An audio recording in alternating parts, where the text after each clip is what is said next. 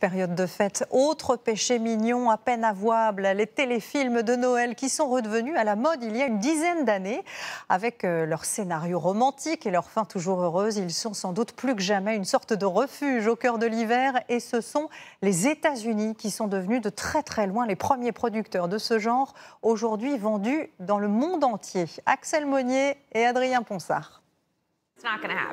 Elles savent très bien comment tout ça finira. Les deux héros new-yorkais qui s'entendent comme chien et chat finiront ensemble, sous la neige, dans une petite ville. Pourtant, ces sucreries de Noël, elles les adorent. Au moins l'intrigue est originale. En comité restreint, pandémie oblige, ces deux copines ne ratent pas un de ces téléfilms. Elle est dégoûtée parce que c'est clair qu'elle l'aime. Oh, il est pas mal, lui. Au premier degré, c'est un peu cucu. Mais au second degré, c'est vraiment marrant à regarder. Jenna Golden poste même les critiques de chaque film sur les réseaux sociaux. Et ce Bonjour Noël, au programme ce soir, devrait décrocher 5 étoiles sur 5. Je ne m'attendais pas à les aimer autant. Ils sont légers, réconfortants, drôles. J'ai fini par les apprécier. Surtout que le monde est un peu compliqué en ce moment. Et ces films sont loin de l'être. Alors que Jenna, issue d'une famille juive, nous fait cette petite confidence. Je ne fête pas Noël, mais j'adore regarder ces films de Noël. Les Américains vendent ces romances enneigées dans le monde entier, y compris à des pays qui n'ont pas de tradition de Noël. Et aux États-Unis, plusieurs chaînes les diffusent dès octobre, 24 heures sur 24. C'est le cas de Lifetime. Sa programmation 100% Noël a déjà attiré près de 60 millions de téléspectateurs cette saison. Nous diffusons le reste de l'année des documentaires, des faits divers, des biographies. Puis, on bascule vers ce qui s'apparente à un bon petit plat réconfortant. Et les gens en demandent plus que jamais. Donc on a commencé encore plus tôt cette année. 30 nouveaux films produits cet hiver pour un budget moyen d'1,5 million d'euros. Bien peu par rapport aux grands films hollywoodiens. Uniquement parce que vous êtes là.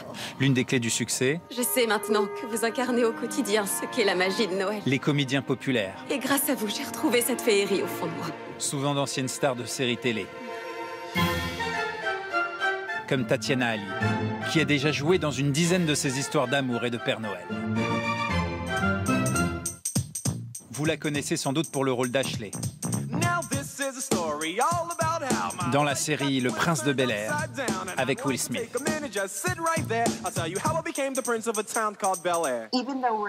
Même en plein été, parce qu'il faut savoir qu'on tourne ça en juin-juillet, on meurt de chaud avec ces gros manteaux qu'on porte, la fausse neige. On nous glisse même des poches de glace dans les vêtements. Malgré tout, les couleurs, les lumières qui scintillent, ça crée quand même une belle ambiance de fête sur le plateau. Acteurs en doudoune et techniciens en t-shirt, ces comédies sont en effet tournées à l'été pour être prêtes en octobre. Et voici le genre de commune qui sert parfois de décor à ces téléfilms. Greenwich, dans le Connecticut, avec son froid glacial et ses décorations de Noël clinquantes. Mais ce qui attire notre attention, c'est cette petite maison emblématique de la Nouvelle-Angleterre. La chaîne Lifetime y a développé une expérience assez unique. Alors cette maison typique des films de Noël américains, vous pouvez la louer pour environ 90 € par nuit pendant toute la période des fêtes. En fait, il ne manque que la neige. Ah bah même pas. Nous on va vite se mettre au chaud alors. La maison a entièrement été pensée, décorée pour ressembler à celle des films de Noël. Les lieux de tournage ressemblent vraiment à ça.